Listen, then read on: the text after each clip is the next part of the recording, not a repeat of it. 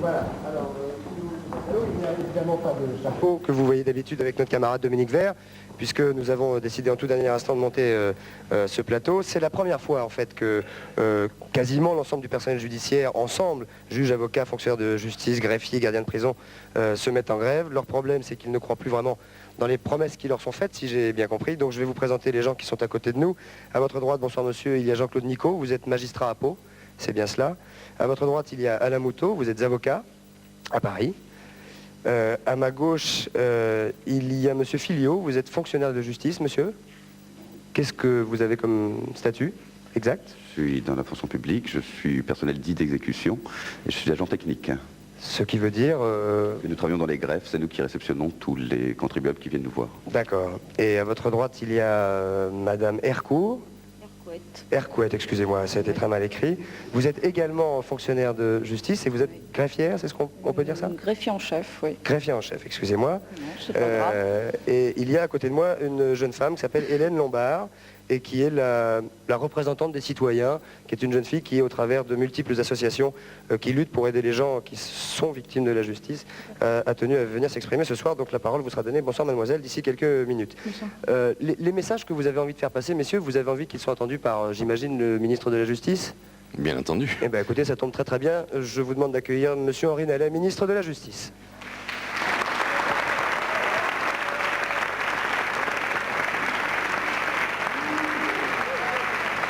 Venez, monsieur. Venez vous installer. Bonsoir, monsieur le ministre. Non, non, oui. Gardez celui que vous voulez. Monsieur le ministre, merci beaucoup d'être là. Vous avez une journée chargée.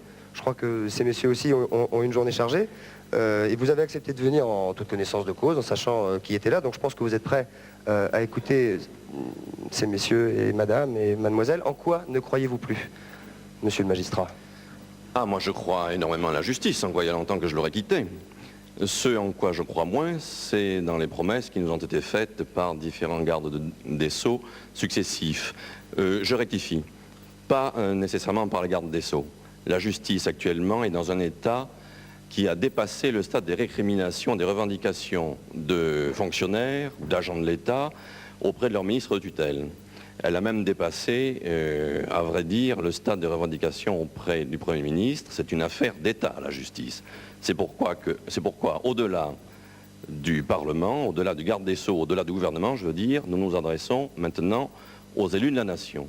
Il s'agit pour le Parlement et pour les Français en général de dire quelle place ils veulent pour la justice. C'est pourquoi nous attendons avec impatience que soit instauré le débat que le Premier ministre a promis sur les institutions et au centre de celle-ci, je pense qu'il y a évidemment la justice qui est un des piliers essentiels de la démocratie sans laquelle la France ne pourra pas se réclamer d'un système démocratique moderne.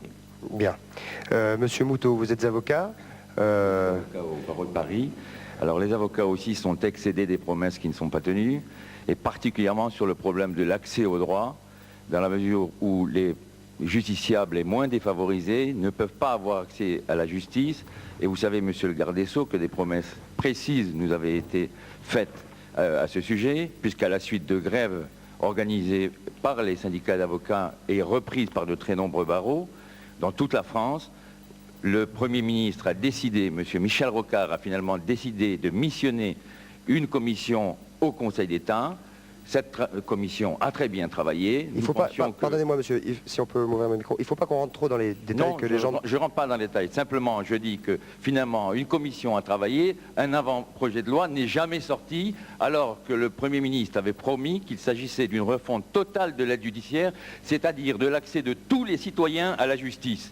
Or, dans le rapport de la commission, il était bien prévu que les seuils d'accès à cette justice devaient être augmentés. C'est extrêmement important pour ceux qui nous écoutent.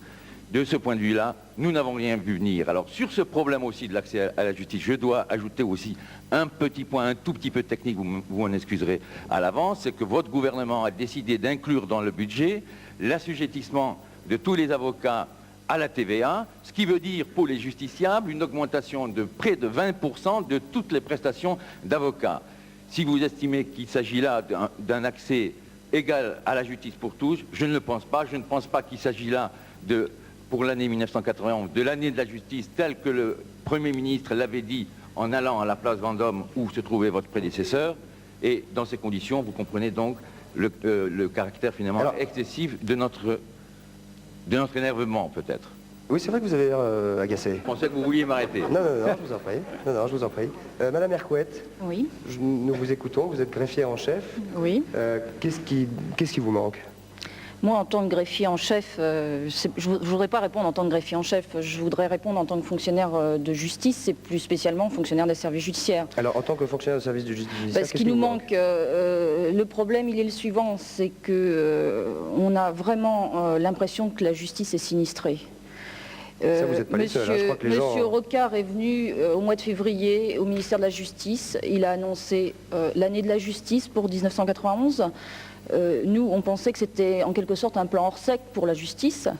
Et on s'aperçoit en quelque sorte qu'on nous envoie une petite ambulance, quoi. Le budget 91 n'est pas du tout à la hauteur de ce qu'on attendait. Alors, les fonctionnaires des services judiciaires... Donc vous, c'est une question de sous? C'est peut-être pas seulement une question de sous, mais c'est également une question de sous.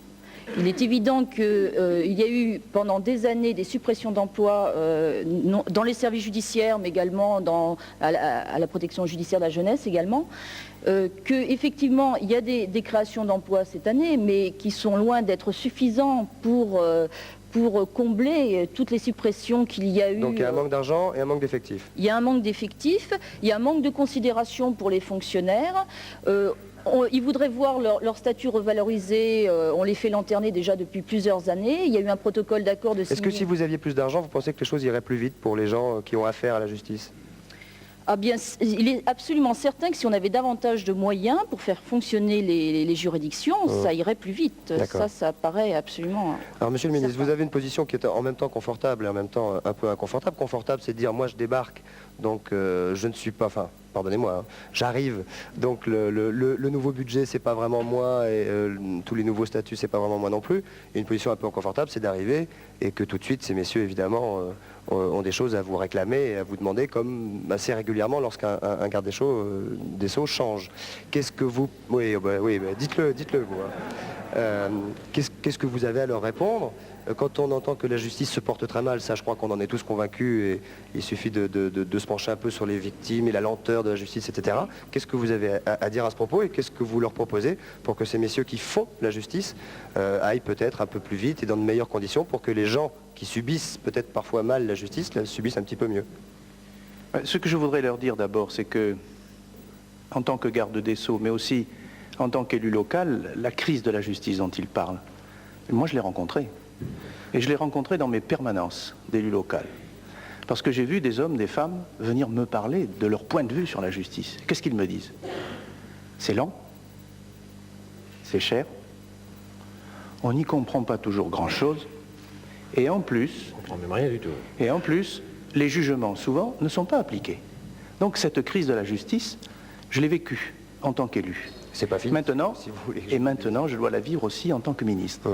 Et j'écoute ces messieurs et ces dames depuis 3 semaines, et ils me disent, on manque de sous, de considération, de moyens de travail. Nous ne pouvons pas remplir notre mission, et leur mission, ils y tiennent. Aujourd'hui, ce qui a été remarquable dans la grève, c'est que les fonctions fondamentales, elles ont toujours été réalisées par les uns et par les autres. Ils y tiennent à leur mission. Mais il y a donc 2 crises, à la fois celle des justiciables à l'égard de la justice, et puis celle des magistrats, des fonctionnaires de justice, du personnel pénitentiaire, qui aussi sont mécontents. Alors moi je leur dis, ça fait beaucoup de travail, je leur dis justement, au travail. Et on se met à dialoguer. Certes, c'est vrai qu'il y a eu sans doute des incompréhensions, mais le budget que j'ai défendu aujourd'hui à l'Assemblée nationale est dans un débat qui, je crois, a été de qualité. On a dit des choses intéressantes. Il est sûrement pas suffisant, mais quand même, cette année, on va créer 1200 emplois. Il est monté de 1,38% du budget national à 1,40%. Oui, moi je propose le chiffre suivant. Il a augmenté par rapport à l'an dernier de 6,7%. Ça veut dire que la marge de manœuvre qui est à ma disposition, à notre disposition, parce qu'on va en discuter, c'est à peu près 1,4 milliard de francs. C'est pas beaucoup, c'est pas suffisant, mais moi ce que j'espère, c'est que si nous travaillons bien ensemble, dans la concertation, dans le dialogue, même s'il faut se dire des choses quelquefois désagréables, c'est que l'an prochain, il y ait encore une augmentation, et puis dans 2 ans, et puis dans 3 ans, et que progressivement, on rattrape le retard. Moi, voilà mon orientation. Et bien évidemment, je suis content ce soir de rencontrer des représentants de l'intersyndicale, parce que je voulais leur dire aussi que je suis prêt au dialogue tout de suite. Ça me paraît très clair, Hélène Lombard. Oui. Si vous voulez vous exprimer. Oh là, j'ai tellement de choses à dire que ça va être difficile. Alors vous mettrez tout ce que je dirais, soit sur le compte de ma jeunesse, soit sur le compte de la vérité, qu'importe. Vous n'êtes pas saoul. Non, non, c'est bon, vous inquiétez pas. Ça va. Je ne prends que du lait, c'est bon. J'aimerais tout simplement dire d'abord que mon pauvre Christophe de Chavannes, je ne sais pas comment vous faites pour supporter des gens d'une aussi mauvaise foi. C'est pas en Je changeant ne sais pas de qui vous parlez. des gens qui nous entourent. C'est pas en changeant les supports de lunettes qu'on verra mieux, d'accord. Je pense que je me fais bien comprendre là-dessus pour l'instant. Franchement. C'est pas facile, alors venez à ma place si vous voulez. J'ai énormément de choses à dire. D'abord, c'est pas en donnant plus d'argent à la justice qu'on permettra aux magistrats de mieux savoir lire. D'abord, il faudrait qu'ils recommencent. Les lois et les textes sont très simples, sujet, verbe, complément. Ils sont là pour respecter le droit des gens, et en fait, on le voit dans tout le système judiciaire, qu'une succession qui ne sont pas des erreurs, mais qui sont soit des incompétences notoires, soit la volonté pure de ceux qui sont censés respecter la loi de la bafouer. Bon, moi, j'ai toutes les preuves, j'ai tous les éléments que vous voulez, si vous voulez plus d'éléments, plus de concret. Donc j'aimerais dire d'abord 2 choses aux Français.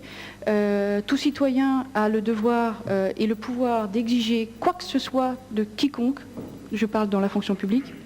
Donc quand un citoyen veut avoir les bases d'un dossier, non mais c'est très important, quand un citoyen veut avoir les bases d'un dossier concernant l'affaire de son voisin, il doit pouvoir l'avoir. Et ça aujourd'hui, tout le monde dans la justice refuse. C'est faux. La justice est une institution. Le droit d'accès au dossier donc. Voilà, la justice est une institution, parce que c'est une institution, elle est publique, donc toutes les affaires de la justice sont publiques. Ça, c'est un point important. Et ensuite, tous les fonctionnaires ont le devoir de refuser des ordres illégaux. Là, c'est clair. J'ai 4 dossiers dont je vais parler rapidement. Je ne m'étends pas. Peut-être pas tout de suite, si. Si, je préfère. Je préfère. D'abord, une affaire de chantage qui est faite sur un enfant de 9 ans. En clair, on empêche le père de voir son enfant depuis 5 ans pour le contraindre à arrêter des affaires judiciaires contre un syndic de copropriété. Si les magistrats, excusez-moi, respectaient la loi, ça n'aurait jamais existé, ne serait-ce que 20 minutes. D'accord ? Ça dure depuis 25 ans. D'accord. Pour les greffiers, j'ai ici, si vous voulez, un document qui prouve qu'une greffière a falsifié un document. Alors, elle a carrément réutilisé un document vrai, signé par une victime qui demandait un pourvoi en cassation, et elle a carrément changé le contenu du texte, sans modifier ni la date du document, ni la signature, ni le cachet. Est-ce que ça peut arriver, monsieur, C'est madame? pas que ça peut arriver. Écoutez, il ne s'agit pas de faire d'un cas particulier un cas général à la profession. Non, mais je veux dire que Écoutez, quand on... madame, je vous ai laissé parler, vous me laissez terminer 2 minutes. Ouais. Il existe, Parfait. nous sommes fonctionnaires, nous le disons haut et fort, il existe pour ça le statut général de la fonction publique avec ses sanctions possibles. Si un tel cas existe, je pense que la chancellerie a dû prendre les mesures et avec Non. toutes les garanties possibles de représentation, y compris soit par un avocat, soit par un délégué syndical. Non, je crois que pour cette affaire, ça va se finir très simplement. On va faire des démarches auprès des supérieurs. Ils vont classer ça en non-lieu ou alors estimant que les tribunaux ne sont pas compétents. Voilà comment on respecte la loi. Un greffier n'a pas à faire un faux, c'est très clair. Et c'est à la base qu'il faut prendre des problèmes. Oh, bah ça, je crois que... Donc il n'est pas nécessaire de donner plus d'argent à la justice. Il faut faire appliquer la loi. La loi est très simple, elle a été faite il y a 200 ans, c'est pas moi qui l'ai fait. Moi je me pointe là, j'ai 24 ans, je veux qu'on applique la justice, c'est clair. Monsieur le ministre, quand vous entendez quelqu'un qui est comme ça au sein de diverses associations de victimes de la justice, etc., qui dit que la justice n'a pas besoin d'argent, est-ce que ça vous fait plutôt plaisir? En revanche, le fait que la formation de certains éléments de la justice peut-être doit être reprise, qu'en pensez-vous? Non, ça ne me fait pas plaisir parce que le sujet de la justice est très grave et il faut que la justice fonctionne bien. Puis ce que je voudrais dire, c'est que dans l'immense majorité, les avocats, les fonctionnaires, les greffiers, ils font bien leur travail et ils le font dans des conditions difficiles. Je vais vous prendre un exemple. On peut faire un À référendum. l'heure actuelle, on a voté une loi il y a peu de temps sur le surendettement des ménages, où pour la première fois, on essaye d'aider des ménages qui se sont mis dans des situations infernales, et vous les connaissez bien, à se sortir de là avec l'aide de la justice. Moi, j'ai pu vérifier dans des tribunaux d'instance le travail que font des juges pour réunir les créanciers, pour les faire s'expliquer avec le ménage, pour arriver à faire l'échelonnement de la dette, et tout ça en plus du travail qui a été fait. Donc, moi, je veux défendre ici les magistrats. Ils font dans l'ensemble bien leur travail. Et puis, quand il y a une bavure, quand il y a une rature, comme dans toute œuvre humaine, pas simplement, les journalistes aussi, ça leur arrive quelquefois, hein, eh bien, il y a des procédures pour ça, et puis il faut les utiliser. Et moi, je vous dis, madame, que si vous avez des cas individuels à me soumettre, je les regarderai de près et je vous donnerai une réponse. Non, excusez-moi, mais c'est déjà détourner le sens de la loi. Article 1er des droits de l'homme, tous les hommes naissent libres et égaux en droit. Si je vous montre le dossier d'une victime, je ne vois pas pourquoi vous le prendriez plus en considération qu'un autre. Or, ils sont des milliers comme ça, et vous le savez très bien. Donc le cas de cet enfant est inadmissible. Mais ça, c'en est une, c'est un cas. Inutile de vous dire quelle est la situation de ce père de famille qui ne peut pas voir son enfant depuis 5 ans parce que des magistrats acceptent qu'un syndic de copropriété se permet de payer tout le monde dans le coin. Et ça, je peux vous le prouver, j'ai toutes les pièces.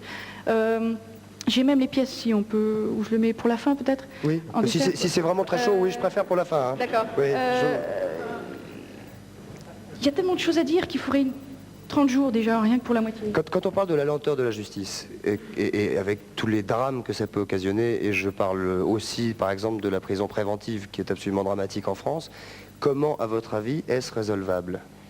Bien, d'abord, je crois qu'il y a une première chose, c'est qu'il faut augmenter le nombre d'emplois. Ce qu'a dit tout à l'heure madame est vrai. S'il y a plus de juges, ils pourront travailler dans de meilleures conditions. Mais il y a autre chose. Il n'y a pas simplement que des problèmes d'argent et d'emploi. Il y a aussi des problèmes de procédure, de technique juridique. Et c'est vrai que, par exemple, sur la détention préventive, nous avons là un gros problème.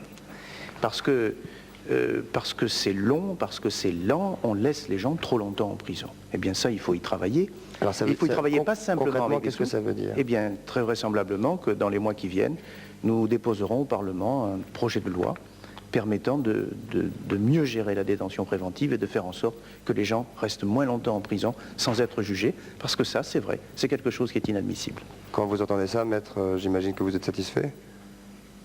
Oui, mais vous parliez tout à l'heure de la loi sur le surendettement, monsieur le garde des Sceaux. Alors c'est un bon exemple.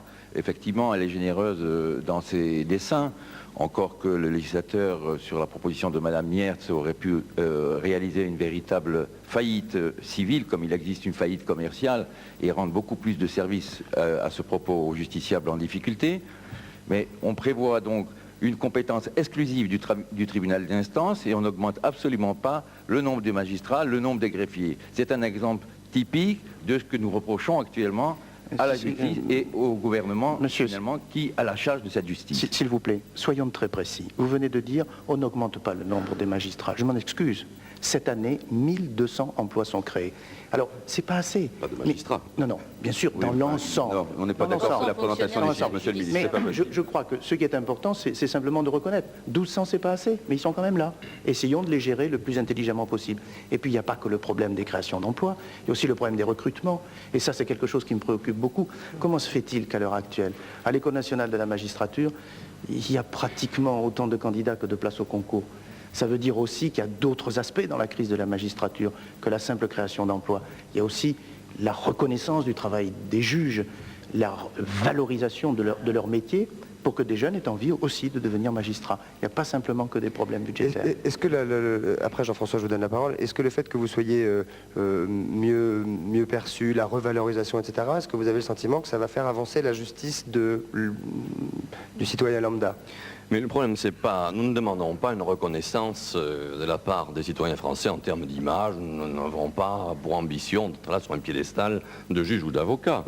La reconnaissance, elle viendra toute seule le jour où le service fonctionnera de manière satisfaisante, ce qui veut dire davantage de fonctionnaires et des fonctionnaires mieux payés. Il faut tout de même savoir qu'un greffier, peut-être pas un greffier en chef, mais moi j'ai une greffière d'instruction qui a fini sa carrière au bout de 25 ans et gagné 6 000 francs par mois. Tout de même absolument inadmissible. Hein. S'il y avait davantage de magistrats, les comparaisons avec les pays voisins sont tout à fait significatives, même si les régimes judiciaires ne sont pas rigoureusement comparables. Il y a 10 000 ou 12 000 magistrats en Italie et en Allemagne, il y en a 6 200 à peine en France. Hein. Le statut de la magistrature est pareil, les magistrats français sont les seuls de toute l'Europe à être notés comme des potages tous les ans, avec appréciation et note, ce qui ne veut pas dire que nous refusions toute évaluation des personnes lorsqu'il s'agit de leur confier des postes de direction. Jean-François Kahn. Moi, il n'y a pas quand même... Il y a sans doute un problème d'argent, c'est évident, mais il n'y a pas qu'un problème d'argent. Je suis un grand consommateur, je le regrette, mais je suis un grand consommateur de la justice. Je passe mon temps devant les juges d'instruction et devant les tribunaux. Je m'en passerai volontiers, mais c'est comme ça. Et moi, je découvre des choses qui sont simples et qui sont effarantes quand même. Je prends un seul exemple. On est tellement habitué à ça qu'on n'en parle plus. Vous êtes dans un tribunal. Alors vous arrivez. Et là, vous avez plein de types. Ah, un type, il est pour une affaire, une autre affaire, une autre affaire. Et c'est des gens qu'on a convoqués à 15h30. Excellent exemple. Et parmi ces gens qu'on a convoqués tous à 15h30, vous en avez des tas qui vont passer à 17h, à 18h, à 19h. Moi, quand je donne un rendez-vous à quelqu'un, je donne un rendez-vous à date fixe. Je ne me permettrai pas de donner quelqu'un un rendez-vous à 15h et de le recevoir à 19h. Je trouverais que c'est une injure. Alors, voilà, cette injure, elle est normale. On convoque à 15h30 quelqu'un qui est peut-être coupable, peut-être innocent, pour qu'il passe à 17h, à 18h, et on s'en fout. C'est pas normal. Est-ce que c'est normal que des témoins soient parqués dans des espèces de petites pièces, où au bout d'une demi-heure, ils se demandent s'ils ne sont pas des accusés? C'est quand même pas très cher d'arranger une petite pièce sympathique pour... Et alors Bon micro. On fait Et d'abord... simplement, je voudrais ajouter, parce que comme je suis journaliste, j'en profite. Alors, c'est un troisième aspect. Il y a, en ce qui nous concerne, journalistes, on est donc des justiciables et on en sait quelque chose. Est-ce que c'est normal qu'on soit condamné, nous par exemple, mais d'autres aussi, dans des affaires de diffamation, et puis ce que l'on a dit s'avère totalement vrai, et on n'est jamais remboursé? Moi, j'ai été condamné 3 fois, et ça m'a coûté cher par monsieur médecin. C'est vrai que vous parlez que de pognon. Hein, 3 fois, oui, bah oui, parce que ça m'a... 3 fois, j'ai été condamné par monsieur médecin, très bien. Mais monsieur médecin, je voudrais bien qu'il me rembourse, moi, maintenant, parce qu'il est en fuite et tout le monde reconnaît que ce qu'on a écrit était vrai. Et il y en a d'autres, hein, bon... ben non. Alors, c'est une situation absurde. On dit, mais enfin, c'est incroyable. Tout ça était vrai, j'ai payé, on ne rembourse pas. J'aurais pu aller en prison aussi, à la limite. Oui. Bon. Ça aurait été plus Mais facile. vous avez entièrement raison. Les exemples que vous donnez sont tout à fait significatifs. Croyez bien que quand les magistrats ont à leur audience 50 dossiers, ils sont les premiers à souhaiter en avoir un peu moins. Mais si vous voulez 2 audiences ou 3 audiences, il faut 2 ou 3 fois l'effectif prévu. Non, excusez-moi, ce que vous dites est faux. D'abord, cessez de faire passer les avocats avant les autres. Il y a des citoyens qui se défendent sans avocat parce qu'ils en ont ras-le-bol. Après 48 avocats et s'être fait blouser du début jusqu'à la fin. On a le droit. On a le droit, attendez, est-ce qu'on a le droit? Bien sûr, dans certains tribunaux, on a le droit. On a le droit de se défendre sans Au avocat? TI, Oui, bien sûr. au TI, on se défend. Au tribunal des d'instance juridictions. uniquement, Bien hein, sûr, sans doute. vous pouvez très bien ne D'instance, prendre on qu'un sait avocat les que pour constituer le dossier. Et après, dehors. C'est clair. Je veux dire, bon, ce qui n'est pas normal, c'est qu'on laisse passer les avocats d'abord. Pourquoi? Enfin, à la limite, ils sont payés pour attendre. Hein. Je suis désolée. Et pourquoi des citoyens qui, eux, n'auraient même pas ou ne bénéficieraient même pas de l'aide judiciaire, ou qui seraient carrément accusés par l'État de coups et blessures ou autres, et qui auraient un avocat commis d'office, non seulement on ne leur donnerait pas parce que sous prétexte qu'ils gagnent 4 000 francs, etc. Enfin bref, on ne ferait pas passer tous ces citoyens avant les avocats. Ce que vous décrivez n'est pas une règle générale, j'en ai vécu bien d'autres. Écoutez, en 6 mois, j'étais dans différents tribunaux, ça s'est toujours passé comme ça. C'est vrai que Ah, je c'est suis la désolée. règle dominante. Je suis désolée, c'est une institution. Il Je suis désolée, c'est une institution. Il faut dire à leur décharge, je les défends aujourd'hui, il faut dire à leur Oui, c'est décharge incroyable, que le reste. je ne suis absolument d'accord avec vous, faire venir quelqu'un à 14h, le faire passer à 6h du soir, c'est encore pas Enfin, trop tard, ça, c'est inacceptable. Mais vous le faites tous les jours. C'est moins un drame qui que est- quelqu'un qui fait 6 mois de préventif pour rien. D'accord. Mais l'avocat qui Le retard de vient 4 dans heures, c'est une moins- juridiction, vous le voyez plaider une fois, mais en général, il a 4 ou 5 affaires. Quand c'est dans le même tribunal, c'est encore une chance. Mais il est payé pour ça. Oui, mais il y a La aussi, victime, il y a aussi elle 5 n'a ou pas 6 payé personnes pour qu'il doit être défendre et victime. qu'il attendent Non, quelque non, part. monsieur, la victime qui se bat toute seule n'est pas payée pour être victime. De plus, tout ça, c'est à la limite un faux débat. On a bien fait d'être là. alors. Non, je veux dire, on nous parle de Non, l'intérêt ce soir, d'une c'était d'avoir... chaudière alors qu'il y a Tchernobyl. Voilà Non, le problème. oui. Et que le problème est beaucoup plus explosif que ça. Alors, monsieur le ministre, est-ce que vous pensez réellement qu'en 12 ou 24 mois, il peut se passer des choses véritablement concrètes pour le commun des mortels qui peut avoir affaire à la justice? Parce qu'en fait, pardonnez-moi, messieurs, je sais que vous avez des soucis, mais il y a aussi des gens qui ont affaire à la justice qui en ont beaucoup. Est-ce que vous pensez que ces choses-là vont s'arranger en 12 ou 24 mois, ce qui donne un peu de marge? Eh bien, si vous voulez, vous me réinvitez dans 24 mois Avec et puis on plaisir. fait le bilan. Mais je crois en effet qu'il y a des choses qui peuvent bouger. Par exemple, ce que disait tout à l'heure M. Kahn sur ce système qui fait qu'on convoque tout le monde à la même heure et puis après on voit un petit peu comment ça se passe. Bien, on doit pouvoir arriver à gérer ça de manière différente. C'est très difficile, mais nous y travaillerons, nous devons y travailler, essayer de prendre des choses pratiques, concrètes, parce que le critère pour moi, le critère de toutes les questions qui ont été posées aujourd'hui par les magistrats, les autres fonctionnaires qui ont manifesté, moi je suis prêt à travailler avec eux, à aller dans leur sens.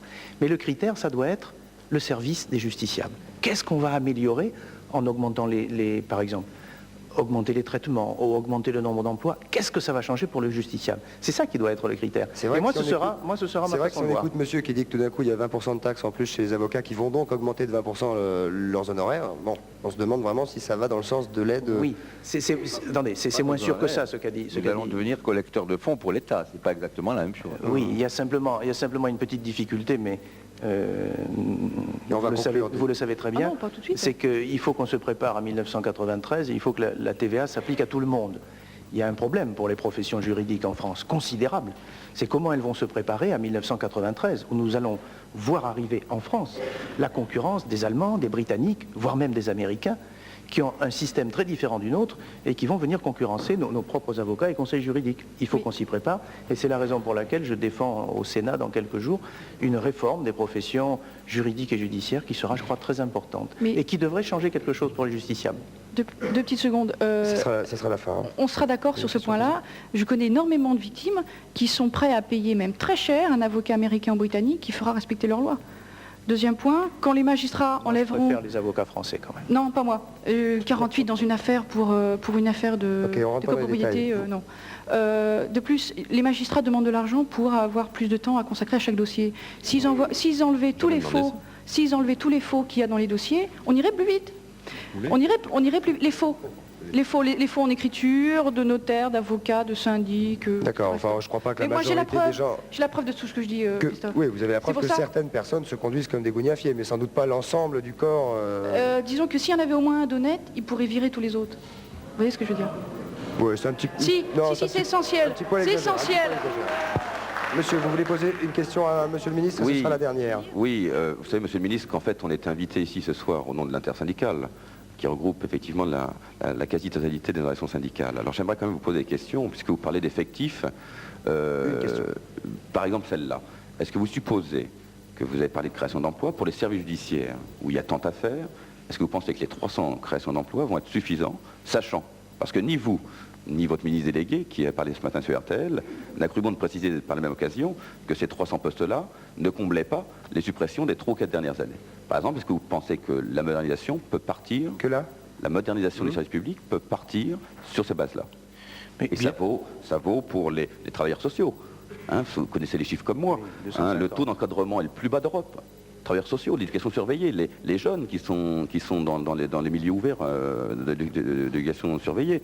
Il y a autant de travailleurs sociaux dans toute la France, il faut savoir ça, et c'est le Conseil de l'Europe qui le dit, il y a autant de travailleurs sociaux dans toute la France que pour la seule région du Grand Londres. C'est des chiffres parlants, ça. Ouais. Il y a 6000 fonctionnaires dans la communauté urbaine de Strasbourg, et il y en a 18 000 dans les services judiciaires. C'est des chiffres qu'il faut approcher de temps en temps. Et alors, dernière question, parce qu'elle est quand même d'importance, parce que tout le monde en a parlé tout à l'heure, quid des bâtiments judiciaires, Monsieur le Ministre? Parce que là, ça demande énormément d'argent. Les bâtiments judiciaires actuellement datent depuis tellement longtemps qu'ils sont complètement inadaptés. Et les budgets qu'on a actuellement... Des tribunaux ou des prisons? À tous les palais de justice. Les palais de justice. Mais quand même, excusez-moi, il y a quelque chose qui me choque quand même, c'est qu'on dit par exemple qu'il y a une surpopulation carcérale évidente avec... On parlait des bâtiments judiciaires, oui, j'entends. des prisons. Mais oui, mais on a l'impression que vous vous plaignez de l'état de vos bureaux et par rapport à l'état des cellules. Non, excusez-moi, ne croyez-vous pas que... Non, pas du tout. Non, non, pas du tout. Non, c'est tout à fait autre chose. C'est un patrimoine différent pour lequel il n'y a jamais eu effectivement une réflexion de fond. Vos revendications sont pour des soucis en fait qui vous concernent... Mais ça concerne l'accueil. Le justiciable qui erre dans les palais de justice, qui ne sait pas où aller. Prenez encore un dernier chiffre. Pensez-vous, et ça je me tourne vers le justiciable, pensez-vous qu'on puisse effectivement axer une politique, c'était celle de votre prédécesseur, que vous reprenez à votre compte, d'accueil dans les juridictions, quand on voit qu'au budget on prévoit 30 postes pour accueillir les justiciables, il y a 1200 bâtiments judiciaires, comment voulez-vous accueillir le justiciable? Voilà les vraies questions. Monsieur le ministre, ce sera la Oui, conclusion. moi, je vais répondre très directement. Les chiffres que vous avez donnés, ça ne suffit pas. Il en faut beaucoup Ne les plus. contestez pas, en tout cas. Attendez, Ne il en les faut contestez beaucoup. pas. Mais non, mais bien sûr que non. Il en faut plus. Mais à quelles conditions? C'est que ce qu'on a obtenu cette année, il faut qu'on les gère bien ensemble et de manière efficace. Parce que lorsqu'on se retourne vers l'État pour lui dire un peu plus, vers qui on se retourne? L'État, ça n'existe pas. On se retourne vers les autres contribuables à qui on demande quelque chose.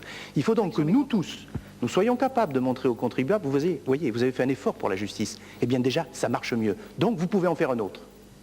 Et c'est sur ce critère-là que nous serons tous jugés. Comment faire pour que la justice dans notre pays fonctionne mieux et que les justiciables en soient plus satisfaits? Et à ce moment-là, je suis persuadé que le reste viendra. C'est-à-dire que cette année, c'est un petit pas, d'accord, mais il y en aura d'autres après. Et petit pas par petit pas, on arrivera à changer les choses. Conclusion, Jean-François Kahn. Si vous me permettez, moi aussi je vais faire une affaire comme madame, je vais faire une petite affaire personnelle auprès du ministre. Moi, il m'est arrivé, il nous est arrivé quand même une affaire un peu particulière. Récemment, nous avions déplu au fils du président de la République, il est vrai qu'on avait peut-être mal choisi la cible, et alors là, ça a été formidable, la justice a très bien marché. Là, je dois rendre grâce à la justice, elle a été formidable, la justice. Quand il s'agit du fils du président de la République, la justice marche très bien. En 24 heures, on a été condamnés. Ça, on a même pas pu...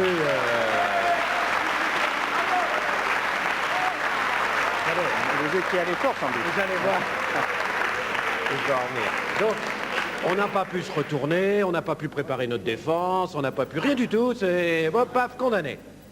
Et alors je me suis retrouvé face à un avocat, l'avocat qui avait demandé qu'on soit condamné en 24 heures sans pouvoir nous défendre, un avocat très connu, qui s'est déchaîné contre la presse d'investigation, qui nous a traités de torchons, qui s'attaquait au canard enchaîné, qui a dit qu'est-ce que c'est que cette presse, etc. Et hop, il est ministre... Ah non, j'allais dire ministre de la Justice. Non, il est adjoint au ministre de la Justice. Je retrouve adjoint au ministre de la Justice. Je m'inquiète. Et j'espère qu'il s'est un peu calmé, enfin, Je crois qu'il a...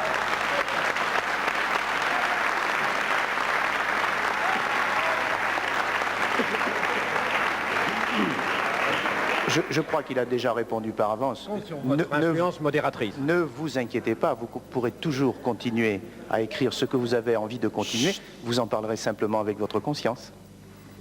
Vous avez été condamné à combien? 80 000 francs. Ah, vous voyez, c'est ça en fait, c'est ça. Voilà un gros problème. Ah oui, dans les 24 heures. Ah ben non, on va pas pousser les gens à être malhonnêtes, mademoiselle. Non, mais si monsieur Kahn paye son amende rubis sur l'ongle, il n'y en a pas beaucoup qui peut... Oui, je vois que vous n'avez pas beaucoup confiance en eux, mais peut-être qu'avec monsieur Nallet, ça va changer. En tout cas, monsieur, vous avez l'air plein de bonne volonté. On vous souhaite bon courage. Merci d'être venu. Merci, messieurs. Et bonne soirée. Et bon courage à tous pour l'année et les années à venir. La publicité maintenant, le bloc-notes évidemment, et ensuite l'alcool avec nos camarades sénateurs qui vont venir nous rejoindre sur ce plateau.